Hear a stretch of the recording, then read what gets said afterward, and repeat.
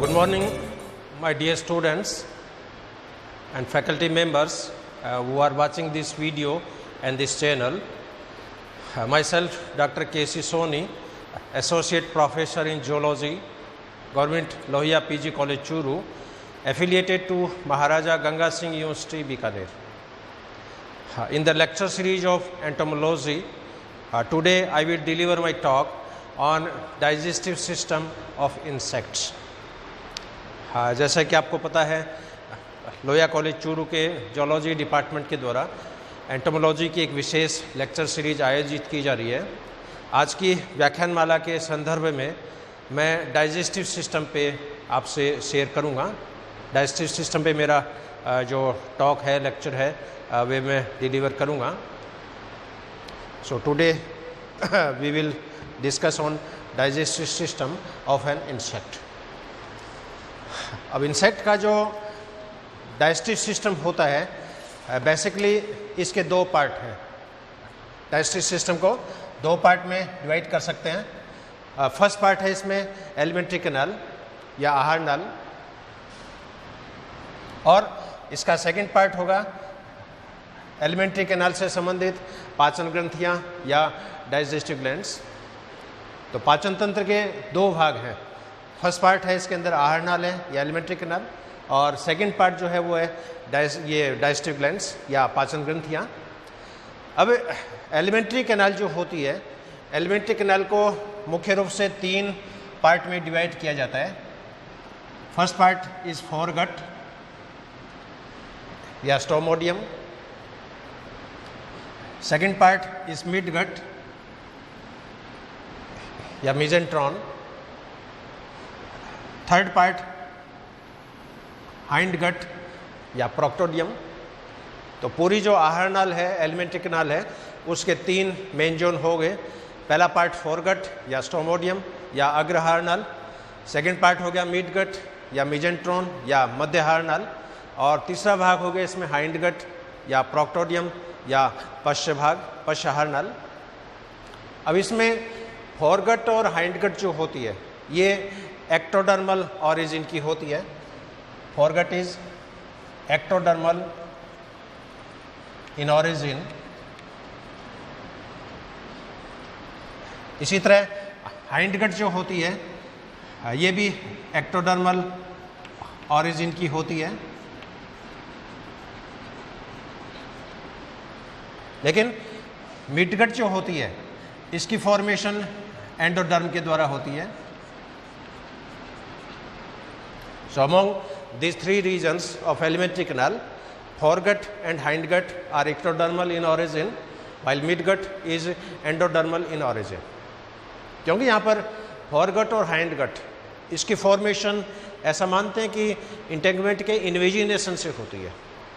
तो जिस तरह कल के चैप्टर में अपने जैसे स्किन का जैसे चैप्टर पढ़ा था, और स्किन में जैसे सबसे बाहर क्यूटिकल होती है, उसके नीचे फिर एपिडर्मिस होती है, फिर कनेक्टिव टिश्यू की बेसमेंट मेम्ब्रेन्स होती है। अब इसके अंदर क्या होगा, क्यूटिकल का आवरण भीतर की तरफ है, स्किन में क्यूटिकल का आवरण बाहर की तरफ है। अब क्यूटिकल का आवरण बाहर की तरफ है और इसके अंदर जब इन्वेजिनेशन होता है, तो इस ट्यूब की जो इनर लाइनिंग होती है, इनर मोस्ट लाइनिंग, वो क्यूटिकल के द्वारा रेखित होती है। तो एलिमेंट्री कैनाल के तीन भाग हो गए, फोरगट, मिडगट और हाइंडगट। फोरगट के अंदर चार मुख्य रचनाएं होती है। Pharynx, first part is pharynx, second part is oesophagus, third part is crop, fourth part is proventriculus. तो अग्रहार नाल के अंदर तीन मेन रीजन्स हैं। इसके अंदर आगे आगे फेरिंक्स, इसके पश्चात इसोफेगस, इसके बाद में क्रॉप, और क्रॉप के बाद में प्रोवेंट्रिकुलस। और मिडगट के अंदर दो इम्पॉर्टेंट स्ट्रक्चर्स होती है, एक तो स्टोमक या आमाशय, और सेकंड जो स्ट्रक्चर है दैट इज हिपेटिक सीकी या गैस्ट्रिक सीकी या गैस्ट्रिक सीकम। और हाइंडगट जो होती है, हाइंडगट के अंदर दो मेन रीजन्स हैं इसमें, एक तो intestine, second part is rectum. और इंटेस्टाइन जो होती है, इंटेस्टाइन के भी दो स्पेशल क्रिएशंस हैं, इसमें दो स्पेशल डिमार्केशन है। First is ilium, second is rectum. तो ये पूरी एक एलिमेंट्री कैनाल का एक फ्लो डायग्राम है, इसके डिवीज़न, सब डिवीजन्स। और पाचन ग्रंथियाँ जो होती है, ये ग्रंथियाँ मुख्यतः स्ट्रक्चर की बेसिस पे दो टाइप की है।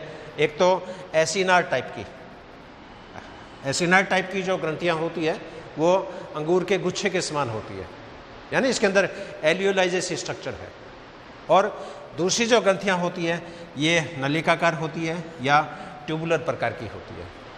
अब इसी पार्ट्स को, आहारनाल को, इसको डाइजेस्टिव ग्लैंड्स को छोड़कर एलिमेंट्री कैनाल के सारे पार्ट्स को इस फिगर में जैसे मैंने डिस्प्ले किया है। सबसे पहले माउथ, और माउथ जो होता है ये माउथ पार्ट्स के बीच में होता है, हेड रीजन्स में। हेड वाला स्ट्रक्चर अपन पढ़ चुके हैं। बॉडी का सबसे, इंसेक्ट में बॉडी जो होती है वो 3 पार्ट में डिवाइड होती है। सबसे आगे हेड, उसके बाद में थोरैक्स, उसके बाद में एब्डोमेन। और हेड के अंदर जो स्ट्रक्चर होती है उसके अंदर माउथ पार्ट्स होते हैं। इसके अलावा उसमें कंपाउंड आई होती है, सिंपल आई होती है, एक जोड़ी एंटीना होती है। तो माउथ पार्ट्स के बीच में जो ओपनिंग होती है वो ओपनिंग क्या कहलाती है?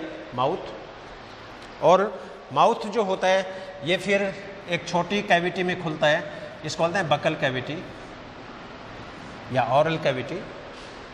अब यहाँ पर माउथ और बकल कैविटी ये बहुत ही छोटी स्ट्रक्चर्स है। मुश्किल से यूँ मान के चले कि 1 mm से लेके 3 mm तक ये पार्ट होता है। वो डिपेंड करता है इंसेक्ट की लंबाई कितनी है। अब इंसेक्ट होने को तो मान लीजिए मॉस्किटो है, मच्छर है, बहुत छोटा होता है, मुश्किल से 3 mm 4 mm का, लेकिन उस इंसेक्ट के अंदर भी ये सारे सिस्टम्स प्रेजेंट हैं। छोटी जो चींटियाँ होती है फोर्माइका, उसके अंदर भी सारे सिस्टम्स अवेलेबल है। तो यहाँ पर माउथ और बकल कैविटी ये बहुत ही माइन्यूट स्ट्रक्चर्स हैं और इनको माइक्रोस्कोप में देखने पर ही ये विजिबल होती है। लेकिन जो बड़े आकार के इंसेक्ट हैं जैसे कॉकरोच है, कॉकरोच का डिसेक्शन अपन करते हैं, ग्रास होपर का डिसेक्शन अपन करते हैं, प्रेगमेंटिस का डिसेक्शन अपने करते हैं लेबोरेटरी में। तो इन एनिमल्स में डिसेक्शन के दौरान इन डिविजन्स को क्लियर कट अपन ऑब्जर्व कर सकते हैं, देख सकते हैं। अब बकल कैविटी के बाद में फिर जो नेक्स्ट स्ट्रक्चर है दैट इज फेरिंक्स। और फेरिंक्स जो होती है ये मस्कुलर स्ट्रक्चर है, ग्रसनी रचना है। इसके अंदर खुद की इंट्रिंसिक मांसपेशियां हैं वो पाई जाती है। और फेरिंक्स में मसल्स के कारण क्या होगा, इसके अंदर सक्शन टाइप की कैपेसिटी डेवलप हो जाती है, विशेषकर ऐसे इंसेक्ट जो फ्लूइड फीडर्स हैं। कई इंसेक्ट ऐसे हैं जो प्लांट के जाइलम में, फ्लोएम में अपने माउथ पार्ट को इंजर्ट करके उसके जाइलम के जो फ्लूइड होता है, फ्लोएम में जो फ्लूइड होता है उसको सक करते हैं। फाइटोफेगस प्रकार के इंसेक्ट हैं। कुछ इंसेक्ट ऐसे हैं जो एनिमल्स में पंक्चर करके खून चूसते हैं, वो सैंगिवोरस हैबिट के। तो प्लांट सकिंग इंसेक्ट्स भी है, ब्लड सकिंग इंसेक्ट्स भी है। उन इंसेक्ट्स में फेरिंक्स जो होती है इनकी मसल्स एक तरह से सक्शन पंप का कार्य करती है, एक तरह से चूषक पंप का कार्य करती है। और इन एनिमल्स में फेरिंक्स जो होती है विशेषकर डेवलप होती है, हाईली डेवलप्ड होती है। इसके बाद में जो पार्ट है that is oesophagus. This part is oesophagus.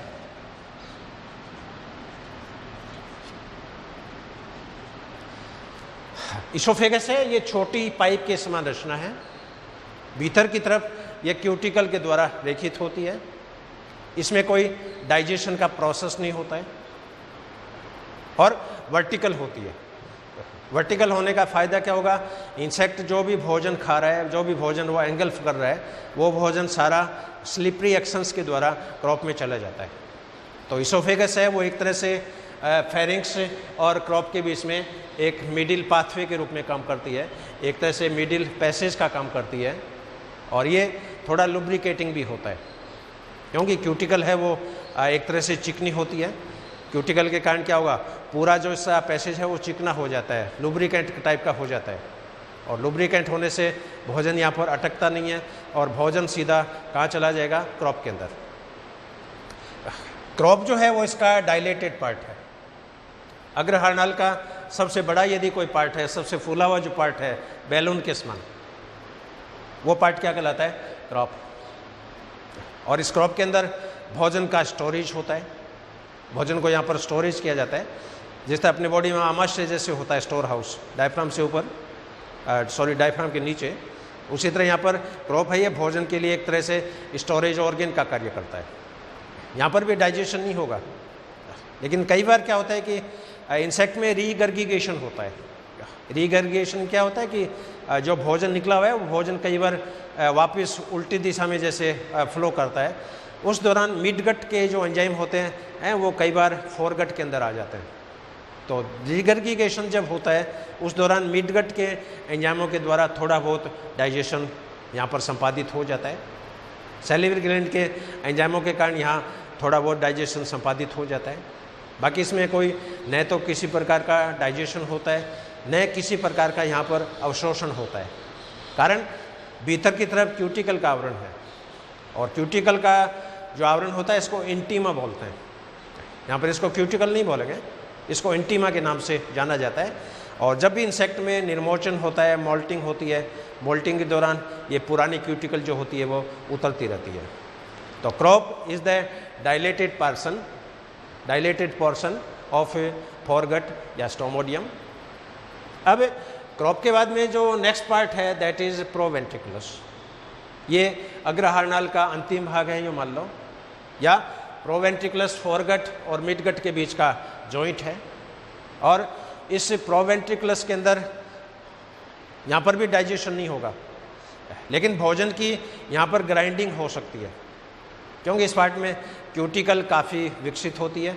और विशेषकर ऐसे इंसेक्ट जो चीविंग, बाइटिंग और चीविंग टाइप के होते हैं, उनके अंदर इस पार्ट में क्यूटिकल के एक तरह से स्पाइन पाए जाते हैं, एक तरह से दांतें पाए जाते हैं, और इस तरह की स्ट्रक्चर होती है, उसको गिजार्ड्स भी बोलते हैं।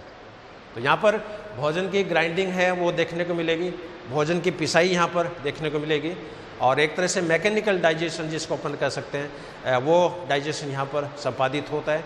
बाकी केमिकल डाइजेशन यहाँ पर संपादित नहीं होगा, क्योंकि यहाँ पर कोई सैलिवरी ग्लैंड्स नहीं पाई जाती है, कोई डाइजेस्टिव ग्लैंड्स नहीं पाई जाती है। हाँ, रीगर्गिगेशन के द्वारा मिडगट के एंजाइम कई बार फोरगट में आ जाते हैं, तो उन एंजाइमों के द्वारा पार्शियल डाइजेशन यहाँ पर संपादित हो सकता है। अब प्रोवेंट्रिकुलस और वेंट्रिकुलस, वेंट्रिकुलस है ये मिडगट का ही पार्ट है। तो प्रोवेंट्रिकुलस और वेंट्रिकुलस, इन दोनों के बीच में क्या होगा, स्टोमोडियल वाल्व जो होते हैं पाए जाते हैं, पाइलोरिक वाल्व पाए जाते हैं, और इन वाल्व के कारण यहाँ पर ये जो प्रोवेंट्रिकुलस और ये जो मिडगट है, इनके जॉइंट के ऊपर वाल्वुलर टाइप की स्ट्रक्चर्स है, और इन वाल्वुलर टाइप की स्ट्रक्चर्स के कारण क्या होगा, भोजन का जो फ्लो होता है, भोजन का जो प्रवाह होता है उसका यहाँ पर नियंत्रण होता है।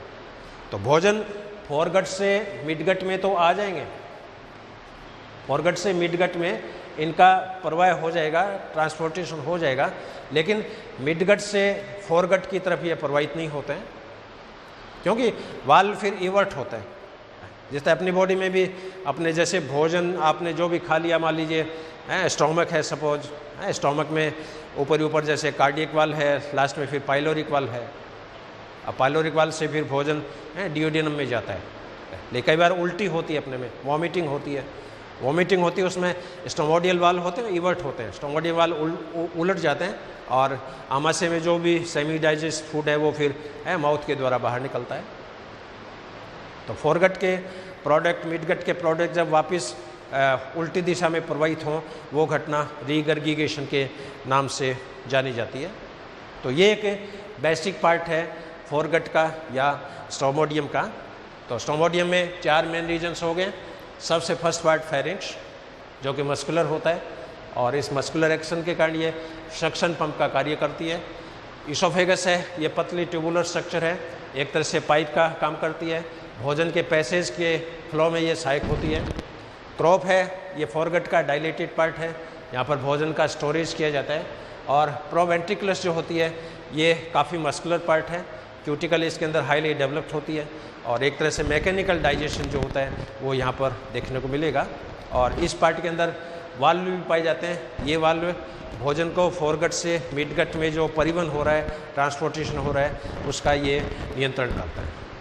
अब फोरगट और मिडगट के जॉइंट पर यहाँ पर ये 6 से 8 तक ब्लाइंड कैनाल के समान प्रोट्यूबरेंस पाए जाते हैं, अतिवृद्धियाँ पाई जाती है। इनको हिपैटिक सीका के नाम से जाना जाता है। और इस हिपैटिक सीका के अंदर माइक्यूलाई बहुत ज़्यादा पाई जाती है। उन माइक्यूलाई के कारण एक तरह से ब्रूस बॉर्डर इसमें डेवलप हो जाता है और ब्रूस बॉर्डर में स्पेशल एंजाइम्स भी पाए जाते हैं। उन एंजाइम्स के कारण यहाँ पर ब्रूस बॉर्डर डाइजेशन होता है। तो आगे चलकर अब इसका डाइजेशन का प्रोसेस जब आएगा उसमें अपन देखेंगे। यहाँ पर एक तरह से काउंटर करंट सिस्टम जो होता है वो मिड गट के अंदर डेवलप होता है। तो हिपैटिक सीका में भी फाइनल डाइजेशन जो होता है वो यहाँ पर देखने को मिलता है कुछ हद तक, हालांकि मैक्सिमम डाइजेशन नहीं होता है। तो फोरगट और मिडगट का जो जॉइंट है ये हिपैटिक सीका के द्वारा डिमार्केट होता है, डिफ्रेंशिएट होता है। अब इसकी हिस्टोलॉजी यदि देखें, फोरगट की तीनों पार्ट की हिस्टोलॉजी मैं डिस्कस करूँगा, फोरगट की, मिडगट की, हाइंडगट की। अब चूंकि मैंने बताया कि फोरगट का जो फॉर्मेशन है वो इंटेगुमेंट के इन्वेजिनेशन से हो रहा है, इंटेगुमेंट के अंतर्वलन से हो रहा है। तो जहाँ पर स्किन में सबसे बाहर क्यूटिकल होती है, यहाँ पर सबसे भीतर क्यूटिकल होती है। ये फोरगट का ट्रांसवर्स सेक्शन दिखाया है। इस ट्रांसवर्स सेक्शन में सबसे बाहर कनेक्टिव टिश्यू, सबसे बाहर कनेक्टिव टिश्यू का आवरण, इसके नीचे फिर सर्कुलर मसल्स होती है, वर्तुल मांसपेशियाँ। सर्कुलर मसल्स के नीचे फिर लॉन्गिट्यूडिनल मसल्स होती है, अनुदैर्घ्य मांसपेशियाँ। लॉन्गिट्यूडिनल मसल्स के नीचे फिर इसमें एपिथीलियम होती है, दिस वन एपिथीलियम, उपकला। और एपिथीलियम के नीचे इंटीमा, इंटीमा है एक तरह से क्यूटिकल का आवरण है। इंटीमा एक तरह क्यूटिकल ही है, लेकिन एलिमेंट्री कैनाल में इसको इंटीमा के नाम से जाना जाता है। तो पूरे फोरगट में भीतर की तरफ क्यूटिकल का एक पतला आवरण होता है और क्यूटिकल का पतला आवरण होने के कारण पूरा फोरगट इम्परमिएबल होता है, अपारगम्य होता है। यहाँ पर न तो भोजन का डाइजेशन होता है, न ही यहाँ पर पचे भोजन का अवशोषण होता है, क्योंकि क्यूटिकल है तो एक तरह से बैरियर लेयर है। इसमें कोई पोरोसिटी नहीं है, कोई माइक्यूलाई नहीं है, कोई ब्रूस बॉर्डर्स नहीं है। तो क्यूटिकल की प्रेजेंस के कारण यहाँ पर न तो डाइजेशन का प्रोसेस होगा, न ही यहाँ पर अवशोषण का प्रोसेस होगा। हाँ, रीगर्गिगेशन के द्वारा मिडगट के एंजाइम्स कई बार फोरगट में आ जाते हैं, तो उस केस में यहाँ पर पार्शियल डाइजेशन या आंशिक प्रकार का जो पाचन है वो इस फोरगट में देखने को मिलेगा। तो ये एक फोरगट का अनप्रस्थ काट है वो दिखाया है। और बीच में ये जो लुमेन जो खाली स्पेस जो दिखाई है ये अग्रहर्नाल की कैविटी है। इसके अंदर भोजन का जैसे पैसेज मान लो, स्टोरेज मान लो। तो ये एलिमेंट्री कैनाल का first part, that is foregut या स्टोमोडियम। और फोरगट के अंदर 4 रचनाएं हो गई है, pharynx, second structure oesophagus, third structure crop और फोर्थ स्ट्रक्चर प्रोवेंट्रिकुलस। और प्रोवेंट्रिकुलस है, इसको गिजार्ड के नाम से भी अपन संबोधित कर सकते हैं। और इसके अंदर वाल्वुलर स्ट्रक्चर हैं जो भोजन के फोरगट से मिडगट में होने वाले पैसेज को कंट्रोल करती है। वाल्व शब्द जहाँ भी आएगा वहाँ पर ये मान के चले कि यूनिडायरेक्शनल फ्लो है। वाल्व की डेफिनेशन क्या हो सकती है? ऐसी कोई भी डिवाइस, ऐसी कोई भी रचना जिसमें यूनिडायरेक्शनल फ्लो हो, ऐसी रचनाओं को वाल्व के नाम से जाना जाता है। अपने घरों में जैसे टोंटी में वाल्व होते हैं, ऊपर पानी चढ़ता है उसमें वाल्व होते हैं, हार्ट के अंदर वाल्व होते हैं। ये जो पहले जो CRT वाले जो टेलीविज़न होते थे उसके अंदर भी वाल्व होते थे, डायोड वाल्व। तो डायोड वाल्व में भी क्या है, करंट है वो एक तरफा ही प्रवाहित होता है। तो वाल्व ऐसी स्ट्रक्चर है, ऐसी डिवाइसेज है जिसके अंदर यूनिडायरेक्शनल फ्लो होता है, एक तरफा जिसमें प्रवाह होता है। हाँ, वाल्व जब उलट जाते हैं, इवर्ट हो जाते हैं, उस केस में इसमें रिवर्स फ्लो हो सकता है। अपनी बॉडी में जब वॉमिटिंग होती है, उल्टी होती है, उसमें वाल्व क्या होते हैं, खुल जाते हैं। तो कई बार कई बच्चे मैंने देखे हैं जो कुंजल प्रक्रिया करते हैं योगा की, जिसमें पानी पीते हैं, पानी को फिर वो वापस निकालते हैं। अब रोज़ाना इस तरह की जब प्रक्रिया करते हैं तो आमाशय के वाल्व की मांसपेशियाँ हैं वो धीरे धीरे लूज हो जाती है। कई बार नेचुरली उल्टी आती है, जैसे महिलाओं में देखा है, खाया और खाने के बाद में तुरंत उल्टी कर देते हैं। उस केस में वाल की जो मसल्स हैं वो धीरे धीरे लूज हो जाती है और आगे चलकर वो घातक सिद्ध होती है। तो ये एलिमेंट्री कैनाल का first part that is foregut. अब इसके बाद में इसका second part that is midgut. अब इस एलिमेंट्री कैनाल का सेकंड पार्ट जो कि मिडगट है और एंडोडर्म के द्वारा इसकी ओरिजिन होती है। मिडगट के अंदर मुख्य रचनाएं जो है वो उसमें एक तो स्टोमक और हिपेटिक सिका। ये हिस्टोलॉजिकल सेक्शन जैसे दिखाया है। अब पहले फोरगट का जो सेक्शन में था उसमें आपने देखा कि सबसे भीतर क्यूटिकल है, लेकिन यहाँ पर हिस्टोलॉजिकल सेक्शन है वो थोड़ा मॉडिफाई हो जाता है। इसमें सबसे बाहर पेरिटोनियम का आवरण है, मिडगट में सबसे बाहर पेरिटोनियम का आवरण। इस पेरिटोनियम के आवरण के नीचे फिर अनुधरीय मांसपेशियाँ होती है, लॉन्गिट्यूडिनल मसल्स। लॉन्गिट्यूडिनल मसल्स के नीचे फिर सर्कुलर मसल्स होती है, जबकि फोरगट में आपने देखा सर्कुलर मसल्स बाहर थी, लॉन्गिट्यूडिनल मसल्स उसके नीचे थी। यहाँ पर लॉन्गिट्यूडिनल मसल्स बाहर है और इसके नीचे सर्कुलर मसल्स हैं। इसके नीचे फिर होती है बेसमेंट मेम्ब्रेन, आधारीय झिल्ली, और आधारीय झिल्ली के नीचे फिर होती है इसमें एंडोथीलियम टाइप की स्ट्रक्चर, उपकला टाइप की स्ट्रक्चर। और इस उपकला के अंदर 3 तरह की सेल्स आप देख रहे हो। एक तो इसके अंदर है रीजनरेटिंग सेल्स, रीजनरेटिंग सेल्स। दूसरी है इसमें columnar sales, this is first type, this is second type, और तीसरी इसमें होती है कैल्सीफॉर्म शेल। तो इस पार्ट के अंदर 3 तरह के सेल्स है, तीनों को मैंने अलग कलर में दिखाया है, जिसमें जैसे ये रीजनरेटिंग सेल्स है इसको वाइट कलर में इंडिकेट किया है, येलो कलर में है ये कैल्सीफॉर्म सेल है, और ब्लू कलर में जो रिप्रेजेंट करी है ये कॉलमनर सेल्स हैं। अब इसमें रीजनरेटिंग सेल्स जो होती है, रीजनरेटिंग नाम से स्पष्ट है कि इन सेल्स के अंदर रीजनरेशन होता है, क्योंकि जब जो डाइजेशन होता है इन सेल्स के अंदर डैमेज हो ज़्यादा होता है, तो डैमेज होने से इनकी रिपेयरिंग है वो चलती रहती है। और वैसे भी देखें तो कोई भी एनिमल हो, सबसे ज़्यादा रीजनरेशन है वो इंटेस्टाइन में देखने को मिलता है। अपनी बॉडी में सबसे ज़्यादा रीजनरेशन इंटेस्टाइन में होता है, क्योंकि रोज़ाना करोड़ों की संख्या में सेल्स की डेथ होती है, उतनी सेल्स वापस बन जाती है। तो रीजनरेटिव सेल्स हैं, इनका मेन काम होता है कि कोशिकाओं के स्टॉक को मेंटेन करना, कोशिकाओं के स्टॉक को बैलेंस में बनाए रखना। और दूसरी जो कैल्सीफॉर्म सेल है इसका मेन मकसद होता है कैल्शियम आयनों का सिक्रेशन करना। और कॉलमनर सेल जो होती है ये एक्चुअल में डाइजेस्टिव एंजाइम का सिक्रेशन करती है। अब चूँकि इंसेक्ट की फीडिंग नेचर अलग अलग होती है, कुछ फाइटोफेगस इंसेक्ट होते हैं, कुछ सेंगिवोरस इंसेक्ट होते हैं, कुछ एंटोमोफेगस इंसेक्ट होते हैं। तो फीडिंग डाइट में जिस तरह के फूड सब्सटेंस होंगे उसके अकॉर्डिंग एंजाइमों की आवश्यकता होती है। तो कार्बोहाइड्रेट डाइजेस्टिंग एंजाइम्स भी इसमें मिलेंगे, प्रोटीन को डाइजेस्ट करने वाले एंजाइम्स मिलेंगे। एबनॉर्मल फूड प्रोडक्ट भी ये खाते हैं, जैसे घरों में कॉकरोच देखा होगा आपने, क्रिकेट देखी होगी, ये बालों को भी खा जाते हैं, चमड़े के जूते होते हैं उनको भी खा जाते हैं, टर्माइट जैसे होती है तो वो सेलुलोज को भी खा जाती है। तो अलग अलग इंसेक्ट्स में अलग अलग फूड प्रोडक्ट को डाइजेस्ट करने वाले एंजाइम्स हैं वो बनते रहते हैं। अब चूंकि एंजाइम जो हैं वो प्रोटीनेशियस नेचर के होते हैं, इट मीन्स इन कोशिकाओं में राइबोसोम का सिस्टम बहुत ज़्यादा डेवलप होगा। रफ एंडोप्लाज्म रेटिकुलम की मात्रा इन कोशिकाओं में सबसे ज़्यादा होगी, क्योंकि एंजाइम है वो प्रोटीन प्रकृति के हैं। और एंजाइम का यदि संश्लेषण करना है तो उसमें राइबोसोम और अंतःप्रदेश जालिका एंडोप्लाज्म रेटिकुलम इसकी मात्रा ज़्यादा होनी चाहिए।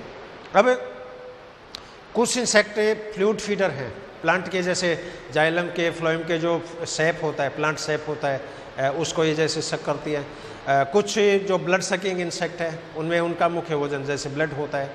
तो इन फ्लूइड को स्टोर करने के लिए, इनको डाइजेस्ट करने के लिए मिडगट में क्या होता है, 2 तरह के डिफ्रेंशिएशन देखने को मिलते हैं, जिसमें एक तो होता है एनाटॉमिकल डिफ्रेंशिएशन, एक होता है फिजियोलॉजिकल डिफ्रेंशिएशन। तो पहले मैं आपसे एनाटॉमिकल डिफ्रेंशिएशन है ये शेयर करूँगा, और इसके बाद में एनाटॉमिकल डिफ्रेंशिएशन है वो शेयर करूँगा।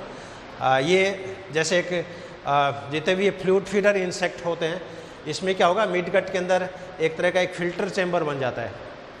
इसकी जो एरिया है बहुत एनलार्ज हो जाती है और इसके अंदर मान लीजिए जाइलम फ्लोएम के फ्लूइड को ये सक कर रही है तो उसको इसमें धीरे धीरे फिल्टर किया जाता है। इसी तरह ब्लड सकिंग इंसेक्ट होते हैं, उसमें ब्लड एक साथ ही ले लिया जाता है, यानी पूरे 10-15 दिन का जो ब्लड फीडिंग डाइट है वो एक साथ ही इसके अंदर ग्रहण कर ली जाती है। अब ब्लड है चूँकि तरल होता है और उसके अंदर पानी की मात्रा बहुत ज़्यादा होती है, तो ये फिल्टर चेम्बर जो होता है इस फूड सब्सटेंस को फिल्टर करने का कार्य करता है। और ये एक तरह की स्पेशल स्ट्रक्चर है इसमें, और ये एनाटॉमिकल डिफरेंशिएशन के रूप में काउंट होती है। इसके अलावा फोरगट और मिडगट के जॉइंट पर अभी मैंने बताया कि ब्लाइंड कैनाल होती है, छोटी छोटी अंधनाल के समान रचनाएं होती है जिनको हेपेटिक सीका के नाम से जाना जाता है। और हेपेटिक सीका में ब्रूस बॉर्डर्स काफ़ी डेवलप्ड होता है, जो ये माइक्रोलाई होती है काफ़ी डेवलप होती है। इन ब्रूस बॉर्डर्स पे एंजाइम्स की लेयर पाई जाती है और इन ब्रूस बॉर्डर एंजाइम्स के कारण यहाँ पर इनका डाइजेशन भी होता है। अब मिडगट में चूँकि क्यूटिकल की लेयर तो नहीं है, मिडगट में इंटीमा नहीं है, लेकिन मिडगट में क्या होता है कि पेरिट्रोफिक मेम्ब्रेन है वो डेवलप होती है। तो जैसे ये पार्ट है इसके अंदर बीच में एक मेम्ब्रेन है वो डेवलप हो जाएगी। इस मेम्ब्रेन को पेरिट्रोफिक मेम्ब्रेन के नाम से जाना जाता है, पेरिट्रोफिक मेम्ब्रेन। और पेरिट्रोफिक मेम्ब्रेन है ये क्यूटिकुलराइज नहीं है। इस मेम्ब्रेन की जो ऑरिजिन है वो दो टाइप से हो सकती है, एक तो मोल्डिंग के रूप में, एक डीलेमिनेशन के रूप में। तो कुछ इंसेक्ट तो ऐसे हैं जिसमें मोल्डिंग के द्वारा इसकी फॉर्मेशन होती है। और मोल्डिंग कैसे होगा, जैसे मिडगट की जो सेल्स है उससे फ्लूइड सिक्रीट होता है, और फ्लूइड सिक्रीट होता है वो एक पाइप के समान एक ढांचे के अंदर ढल जाता है। जिस तरह प्लास्टिक चेयर होती है मोल्डेड फर्नीचर है, जैसे प्लास्टिक बोतल है मोल्डेड फर्नीचर, बाल्टी है जैसे मोल्डेड फर्नीचर। तो मिडगट की सेल्स के द्वारा तरल पदार्थ है वो स्रावित होता है और ये तरल पदार्थ मोल्ड होके एक पाइप के समान रचना में कन्वर्ट हो जाता है।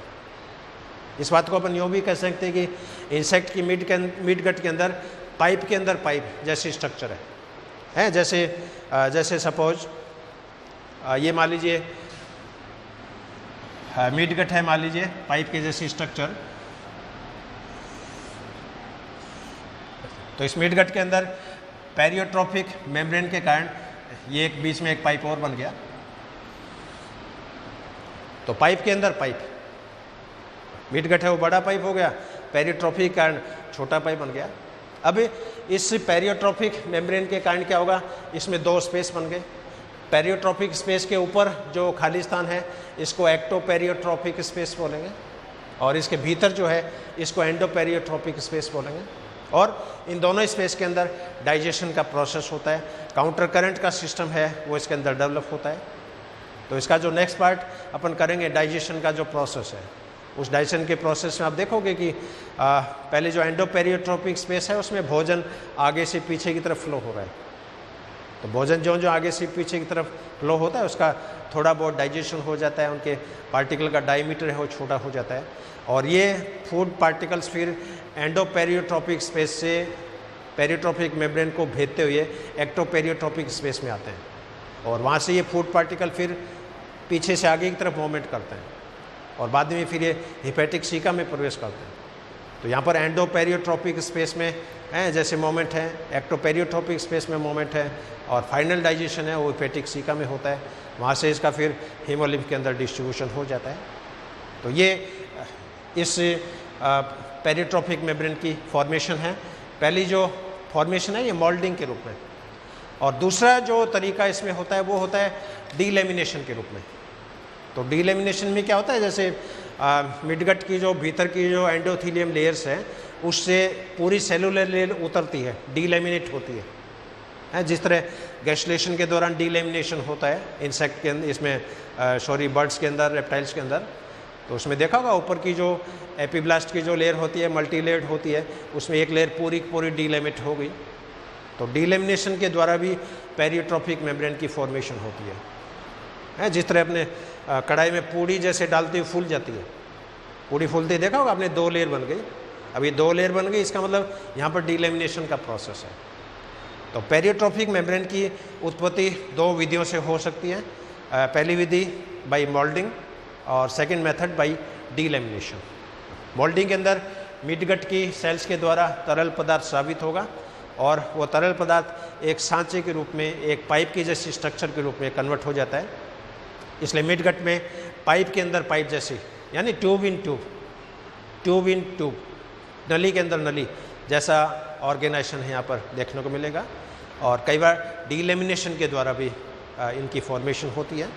तो ये महत्वपूर्ण इसके अंदर डिफ्रेंशिएशन है और इंटीमा यहाँ पर नहीं पाई जाएगी, यह बात आप ध्यान रखें। अब चूँकि मिड गट में एंजाइम्स भी यहाँ पर सीक्रेट हो रहे हैं, इसलिए यहाँ पर डाइजेशन का प्रोसेस भी होगा, अवशोषण का प्रोसेस भी होगा। अब इसके बाद में इसका जो सेकंड जो पार्ट है फिजियोलॉजिकल डिफ्रेंशिएशन, क्योंकि एनाटॉमिकल डिफ्रेंशिएशन जैसे हो गया है, और एनाटॉमिकल डिफ्रेंशिएशन विशेष रूप से फ्लूइड फीडर इंसेक्ट जो होंगे, चाहे वो प्लांट का फ्लूइड हो, चाहे एनिमल का ब्लड सकिंग हो, फ्लूइड फीडिंग इंसेक्ट में फिल्टर चैम्बर नामक स्पेस रचना जो है वो पाई जाती है। और फिजियोलॉजिकल डिफ्रेंशिएशन के दौरान क्या होगा, इस मिड गट के अलग अलग जोन्स में अलग अलग अवशोषण के क्षेत्र बन जाते हैं और अलग अलग क्षेत्रों में कहीं सोडियम का अवशोषण हो रहा है, कहीं पोटेशियम का अवशोषण हो रहा है, कहीं ग्लूकोज का अवशोषण हो रहा है, कहीं पानी के मॉलिक्यूल का अवशोषण हो रहा है। तो अवशोषण की बेसिस में उसमें अलग अलग 5 स्पेशल जोन बन जाते हैं, डिमार्केशन जोन बन जाते हैं और अलग अलग जोन्स में उनमें अलग अलग आयनों और अणुओं का अवशोषण होता है। गट में एनाटॉमिकल डिफ्रेंशिएशन जैसे फिल्टर चैम्बर के रूप में पाया जाता है, उसी तरह इसके अंदर फिजियोलॉजिकल डिफ्रेंशिएशन भी होता है। और ये फिजियोलॉजिकल डिफ्रेंशिएशन जो है ये एक्चुअल में हिस्टोलॉजिकल सेक्शन के आधार पर है। यदि मिड गट के मान लीजिए अपन माइक्रोटोमी के द्वारा स्लाइड बनाएं तो अलग अलग रीजन्स में आप देखोगे कि अलग अलग रीजन्स में हिस्टोलॉजिकल सेक्शन में अलग अलग तरह के वेरिएशंस देखने को मिलती है। कुछ पार्ट के अंदर माइक्रोलेकम होती है, कुछ पार्ट में कोशिकाएं ज़्यादा होती है और इसमें फिर अलग अलग जोन्स में, अलग अलग रीजन्स में अलग अलग मॉलिक्यूल्स आयनों का अवशोषण होता है। जैसे इस फिगर में जैसे दिखाया है इसमें, इसका जैसे ये वाला जो पार्ट है इसके अंदर वाटर का अब्जॉर्प्शन मैक्सिमम देखने को मिलेगा। इस पार्ट के अंदर वाटर का अब्जॉर्प्शन मैक्सिमम देखने को मिलेगा। यहाँ पर एमिनो एसिड और शुगर का अवशोषण होता है, यहाँ पर वाटर का अवशोषण होता है। इसके नीचे फिर जितने भी आयंस हैं, sodium, potassium, calcium, iron, magnesium, manganese, इनका अब्जॉर्प्शन होता है। इस ये यू लूप जो है इसके अंदर स्टोरेज एक्सक्रीशन देखने को मिलेगा और स्टोरेज एक्सक्रीशन में कैल्शियम, आयरन, मैग्नीशियम, मैग्नीज, इनकी रिसाइकलिंग होती है। यहाँ पर पोटेशियम आयनों का फ्लो होता है, यहाँ पर वाटर का फ्लो होता है। और ये वाला जो पार्ट है मेलपीजियन ट्यूबुल, मेलपीजियन ट्यूबुल में भी डिफरेंशिएशन देखने को मिलता है, प्रॉक्सिमल पार्ट और डिस्टल पार्ट। तो इसके प्रॉक्सिमल पार्ट, डिस्टल पार्ट में अलग अलग आयनों और अणुओं का जैसे अवशोषण होता है। अब ये जो इसके जो जोन है इसके अंदर डिमार्केशन जोन, जैसे this is first zone, this is second zone, this is third zone, this is fourth zone, और ये वाला जो पार्ट है दिस इज फिफ्थ जोन। अब मिड गट के एंटीरियर पार्ट में तो जहाँ पर हिपैटिक सिका प्रेजेंट है, यानी फोरगट और मिड गट के जॉइंट के ऊपर हिपैटिक सिका या गैस्ट्रिक सिका जैसी स्ट्रक्चर्स प्रेजेंट है। इसी तरह मिड गट और हाइंड गट के जॉइंट्स पर मेलपीजियन ट्यूबुल्स होती है। मेलपीजियन ट्यूबुल की डिस्कवरी मेलपीगी नामक साइंटिस्ट ने की थी, तो उन साइंटिस्ट की याद में, उनकी मेमोरी में इनको मेलपीजियन नलिकाओं का नाम दिया है। और मेलपीजियन नलिकाएं हैं वो भी 2 तरह का ऑर्गेनाइजेशन देखने को मिलेगा। कुछ इंसेक्ट में तो मेलपीजियन ट्यूबुल है वो फ्री है, हिमोलिम के अंदर स्वतंत्र रूप से लहराती रहती है। और कई बार क्या होता है, मेलपीजियन ट्यूबुल जो होती है उसका ये जो टर्मिनल पार्ट है ये रेक्टम के साथ अटैच हो जाता है, उसको फिर क्रिप्टोनेफ्रिडियल सिस्टम के नाम से जाना जाता है। क्रिप्टोनेफ्रिडियल सिस्टम जो होता है ये जनरली डिजर्ट इंसेक्ट्स में देखने को मिलेगा, जिनको वाटर लॉस का सामना बहुत करना पड़ता है। तो जल के संतुलन को बनाने के लिए, वाटर के बैलेंस को बनाने के लिए उसमें क्या होगा, रेक्टम के अंदर जो पानी होता है उसका भी वहाँ पर मैक्सिमम अब्जॉर्प्शन देखने को मिलेगा। तो डिजर्ट इंसेक्ट जो होते हैं उनके अंदर जनरली क्रिप्टोनेफ्रिडियल सिस्टम जो होता है वो देखने को मिलेगा। अब मिडगट में जहाँ पर इंटीमा नहीं होती है, मैंने आपको बताया मिडगट के अंदर क्यूटिकल की लाइनिंग नहीं है, लेकिन यहाँ पर पेरियोट्रोफिक मेम्ब्रेन है वो बनती है। और पेरियोट्रोफिक मेम्ब्रेन मोल्डिंग के द्वारा भी बन सकती है, जिसके अंदर पाइप के अंदर पाइप जैसी रचना जैसे बन जाएगी, और या फिर डीलैमिनेशन के द्वारा भी इसकी फॉर्मेशन होती है।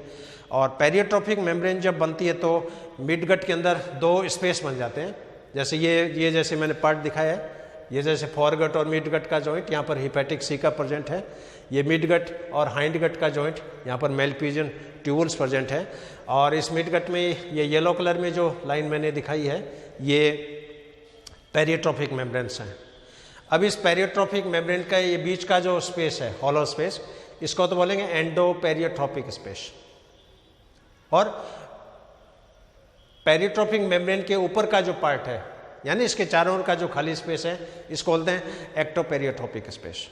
अब भोजन जो है आप देख रहे हैं यहाँ पर फोरगट से मिडगट में एंटर कर रहा है। भोजन जो ही फोरगट से मिडगट में एंटर करेगा, ये भोजन एंटीरियर पार्ट से पोस्टीरियर पार्ट की तरफ प्रवाहित हो रहा है, किसमें?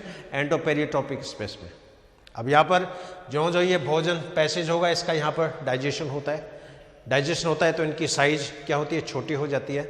अब ये छोटी साइज हो जाती है तो ये मॉलिक्यूल फिर एंडोपेरियोट्रोपिक स्पेस से एक्टोपेरियोट्रोपिक स्पेस में प्रवेश करता है, और एक्टोपेरियोट्रोपिक स्पेस में ये मॉलिक्यूल फिर पीछे से आगे की तरफ मूवमेंट कर रहे हैं।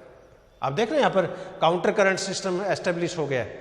एंडोपेरियोट्रोपिक स्पेस में तो मॉलिक्यूल्स जा रहे हैं एंटीरियर टू पोस्टीरियर डायरेक्शंस में, और एक्टोपेरियोट्रोपिक स्पेस में मॉलिक्यूल्स आ रहे हैं पोस्टीरियर टू एंटीरियर डायरेक्शंस में। अब ये मॉलिक्यूल पीछे से आगे की तरफ मूवमेंट करेंगे और ये फिर हिपैटिक सीका में एंटर करते हैं, और हिपैटिक सीका के अंदर ब्रूस बॉर्डर होता है, माइक्रोलाई बहुत ज़्यादा डेवलप होती है। इन ब्रूस बॉर्डर के ऊपर एंजाइम्स होते हैं जिनको ब्रूस बॉर्डर एंजाइम्स के नाम से जाना जाता है। यहाँ पर हिपैटिक सीका में इनका फिर फाइनल डाइजेशन होता है, और ये फाइनल डाइजेस्टेड प्रोडक्ट वो जनरली मोनोमर्स होते हैं। प्रोटीन है तो एमिनो एसिड्स बन जाएंगे, कार्बोहाइड्रेट है तो मोनोसैकेराइड्स बन जाएगी, और ये मोनोमर मॉलिक्यूल है, ये फिर डिफ्यूजन के द्वारा इस हीमोलिम्फ के अंदर एंटर करता है।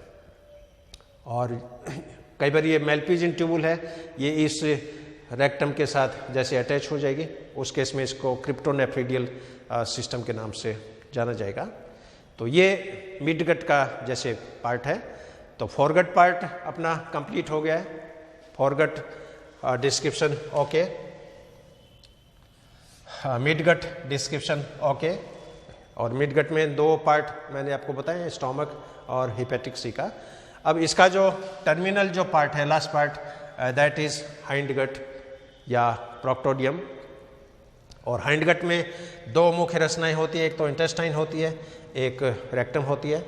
इंटेस्टाइन में भी दो पार्ट हैं, आगे का पार्ट इलियम, पीछे का पार्ट जो होता है वो रेक्टम। और इलियम जो होता है इसके अंदर पेरियोट्रोपिक मेम्ब्रेन जैसी स्ट्रक्चर कोई नहीं मिलेगी, और यहाँ पर कोई डाइजेशन का प्रोसेस भी इतना डेवलप नहीं होता है, और क्यूटिकल है वो इसके अंदर पाई जाती है। और इस के अंदर जो मैक्सिमम जो ऑब्जॉर्प्शन दो देखने को मिलेगा इसके अंदर हाइंडगट के अंदर, उस हाइंडगट में कई तरह के रीजन्स जो होते हैं वो डेवलप हो जाते हैं। यहाँ पर रिसाइकलिंग का प्रोसेस है वो भी देखने को मिलता है, क्योंकि मेलपीजियन ट्यूबुल है वो इस रेक्टम पार्ट्स के द्वारा अटैच हो जाती है। तो यहाँ पर जो अवशोषण जो मिलेगा उसके अंदर एक तो पानी का अवशोषण यहाँ पर देखने को मिलेगा, वाटर का अब्जॉर्प्शन। इसके अलावा आयनों का अवशोषण, आयनों का अब्जॉर्प्शन हाइंडगट में देखने को मिलेगा। और इसके अलावा इसमें फिरोमोन का प्रोडक्शंस भी होता है, क्योंकि जितने भी इंसेक्ट है उसके अंदर रेक्टम वाले पार्ट से फिरोमोन है, विशेषकर जो सेक्स अट्रैक्टेंट वाले जो हार्मोन्स हैं, एक्टो हार्मोन्स हैं, वो इसके अंदर सिक्रीट होते हैं। कुछ इंसेक्ट में एनस के अंदर गिल्स जैसी स्ट्रक्चर होती है, वो एनल रेस्पिरेशन में भी जैसे सहायक होती है एनल गिल्स के रूप में। कुछ के अंदर ये जो स्टिंग एपरेटस के रूप में साइफन जैसी स्ट्रक्चर है, वो श्वसन के अंदर जैसे सहायक होती है। और कई बार इसका जो रेक्टम वाला जो पार्ट है इसके अंदर सहजीवी जीवाणु भी पाए जाते हैं, सिम्बायोटिक बैक्टीरिया भी इसके अंदर पाए जाते हैं। और ये सिम्बायोटिक बैक्टीरिया जो होते हैं ये फर्मेंटेशन का प्रोसेस करते हैं, और दोनों एक दूसरे के कॉम्प्लीमेंट्री है, क्योंकि बैक्टीरिया को रहने के लिए जैसे स्पेस मिल गई और इंसेक्ट को जो प्रोडक्ट होता है, बैक्टीरियल प्रोडक्ट होता है, वो इनको मिल जाता है। तो सहजीवी जीवाणु जो होते हैं वो इस इंटेस्टाइन के टर्मिनल पार्ट्स में जो है वो पाए जाते हैं। तो ये एक बेसिक आर्किटेक्चर है, बेसिक मॉर्फोलॉजी है इस एलिमेंट्री कैनाल की। तो पाचन तंत्र का पहला जो पार्ट है ये हो गया आहार नाल, एलिमेंट्री कैनाल। और आहार नाल के अंदर 3 पार्ट हो गए, फोरगट, मिडगट, हाइंडगट। फोरगट के अंदर pharynx, oesophagus, crop, proventriculus. Midgut के अंदर स्टोमक हो गया, हेपेटिक स्टिका हो गया, और हाइंडगट के अंदर इंटेस्टाइन होगी, रेक्टम होगी। और रेक्टम जो होती है ये एनस के द्वारा फिर बॉडी के बाहर जो होती है वो खुल जाती है। अब पाचन तंत्र का सेकंड पार्ट जो है वो डाइजेस्टिव ग्लैंड्स। डाइजेस्टिव ग्लैंड इसमें बहुत सिंपल है, अपने ह्यूमन की तरह नहीं है। कि ह्यूमन में तो क्या है कि लीवर है, पेनक्रियाज है, ये बहुत बड़ी मेजर ग्लैंड्स हैं। माउथ के अंदर जैसे सैलिवरी ग्लैंड्स होती है, आमाशय के अंदर गैस्ट्रिक ग्लैंड्स होती है, डिओडिनम के अंदर डिओडिनल ग्लैंड्स होती है, इंटेस्टाइन में इंटेस्टिनल ग्लैंड्स होती है। लेकिन इंसेक्ट में जो ग्रंथियाँ जो होती है, विशेषकर सैलिवरी ग्लैंड्स होती है इसमें। और इंसेक्ट की जो ग्रंथियाँ हैं वो 2 टाइप की है। एक तो इसमें एसिनार टाइप की होती है, एक ट्यूबुलर टाइप की होती है। तो एसिनार ग्लैंड्स जो होती है ये तो मिलेगी ओडोनेटा के अंदर और ऑर्थोप्टेरा के अंदर है। ओडोनेटा में जैसे ड्रैगन फ्लाई है तो ड्रैगन फ्लाई के अंदर ये पाई जाती है। ऑर्थोप्टेरा में जैसे ये ग्रासहोपर है, लॉकस्ट है, क्रिकेट है, उसके अंदर ये पाई जाती है। और ट्यूबुलर टाइप की जो ग्लैंड्स हैं ये जनरली डिप्टेरा में पाई जाती है, लेपिडोप्टेरा में पाई जाती है, हाइमेनोप्टेरा के सदस्यों में पाई जाती है। और कुछ ऑर्डर हैं जैसे कॉलिप्टेरा के सदस्यों में जनरली लार ग्रंथियाँ या तो एब्सेंट होती है या बहुत ही छोटे आकार की होती है। अब इनकी जो बेसिक जो डिज़ाइन है, आर्किटेक्चर, एसिनार जो टाइप है वो अंगूर के गुच्छे के जैसी है। सपोज ये मान ली एसिनाई है, सपोज जैसे ये एक एसिनाई, ये दूसरी एसिनाई, ये मान लीजिए तीसरी एसिनाई। अब यहाँ क्या होगा, इस एसिनाई से छोटी कैनाल्स निकलती है, इसी तरह इस एसिनाई से कैनाल निकलती है, ये इसके साथ अटैच हो जाती है। इस एसिनाई से कैनाल निकलती है, ये अटैच हो जाती है। और इनकी फिर जो डक्ट होती है, इसी तरह की और भी स्ट्रक्चर है। और ये कई स्ट्रक्चर अलग अलग डायरेक्शन से जैसे आती है। और लास्ट में मिलके ये कॉमन सैलिवरी डक्ट जो होती है ये बनाती है। और कॉमन सैलिवरी डक्ट जो होती है वो फिर सैलिवेरियम चैम्बर जो होती है उसके अंदर ये क्या होगी, खुल जाएगी। तो माउथ पार्ट्स के अंदर लेफ्ट साइड में जैसे ग्लैंड हैं, राइट साइड में ग्लैंड्स हैं, और दोनों ग्लैंड्स की डक्ट जो है आपस में मिलती है, मर्ज होकर कॉमन सैलिवरी डक्ट है बनाती है। और कॉमन सैलिवरी डक्ट फिर सैलिवरी चैम्बर जो होता है उसके अंदर ये खुल जाती है। तो एसिनार टाइप की जो ग्रंथियाँ होगी ये आप ध्यान रखना, एक तो ऑर्डर ऑडोनेटा में देखने को मिलेगी, ऑर्थोप्टेरा के सदस्यों में देखने को मिलेगी। और ट्यूबुलर टाइप की जो ग्रंथियाँ हैं उसमें इस तरह ये अंगूर के जैसी एल्यूलस जैसी स्ट्रक्चर नहीं है, वो सीधी एकदम नलिका है, ट्यूबुलर स्ट्रक्चर है, और वो डायरेक्ट फिर सैलिवरी चैम्बर में जाके खुलती है। तो ट्यूबुलर टाइप की ग्लैंड्स हैं वो डिप्टेरा में जैसे पाई जाती है, लेपिडोप्टेरा में पाई जाती है, हाइमेनोप्टेरा में पाई जाती है। और बीटल्स जो होती है, डंग बीटल्स हैं, स्क्रैप बीटल्स हैं, उनके अंदर जनरली सैलिवरी ग्लैंड्स हैं वो एब्सेंट होती हैं। अब सैलिवरी ग्लैंड का जो फंक्शंस हैं, डाइवर्स फंक्शन है, कई तरह के फंक्शंस ये परफॉर्म करती है। उसके मेन हेडिंग जैसे मैं आपको बता देता हूँ, आप जैसे ध्यान से सुन लो। एक तो सैलिवरी ग्लैंड्स हैं वो भोजन को नम बनाती है, मॉइस्चर। इसके अलावा ये सॉल्वेंट का कार्य करती है, विलाय का कार्य करती है। सलाइवा है वो एक तरह के मीडियम प्रोवाइड करती है, फ्लूइड मीडियम प्रोवाइड करती है। कुछ इंसेक्ट में सिल्क का जो प्रोडक्शन है वो एक्चुअली लार ग्रंथियों का ही प्रोडक्शन है। तो सिल्क मोथ जैसे बॉम्बिक्स मोराइक में सिल्क का प्रोडक्शन है वो सैलिवरी ग्लैंड्स का ही प्रोडक्शन है। कुछ इंसेक्ट में गोंद जैसे पदार्थ स्रावित होता है, ग्लू। तो ग्लू टाइप का जो सिक्रीशन है ये भी लार ग्रंथियों का ही प्रोडक्ट है। और कुछ इंसेक्ट में विषाक्त पदार्थ बनते हैं, टॉक्सिन्स जिसको बोलते हैं। इन टॉक्सिन्स का प्रोडक्शन भी सैलिवरी ग्लैंड्स के द्वारा होता है।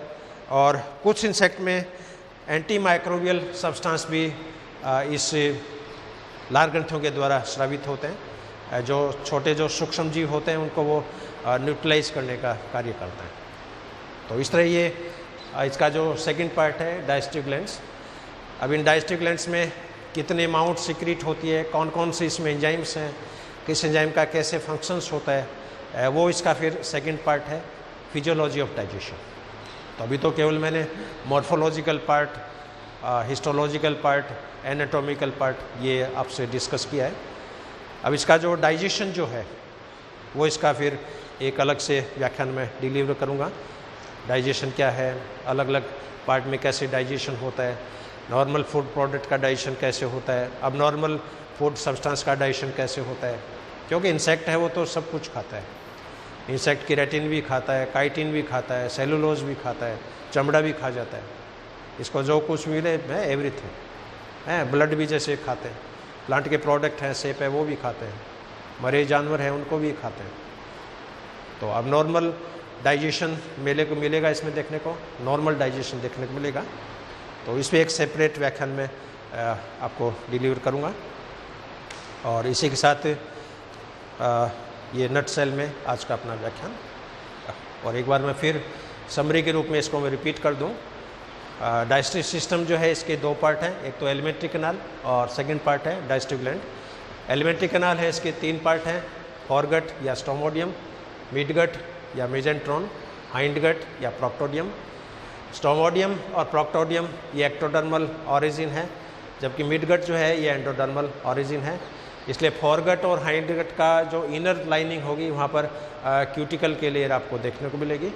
फोरगट के अंदर डिवीजन है फेरिंक्स, इसोवेगस, क्रॉप, प्रोवेंट्रिकुलस। मिडगट के अंदर है स्टोमक और हेपेटिक सिका। हाइंडगट के अंदर है इंटेस्टाइन और रेक्टम। और ग्लैंड जो होती है ये दो टाइप की है, एसिनर टाइप और ट्यूबुलर टाइप। तो ये नट सेल में आज का अपना व्याख्यान।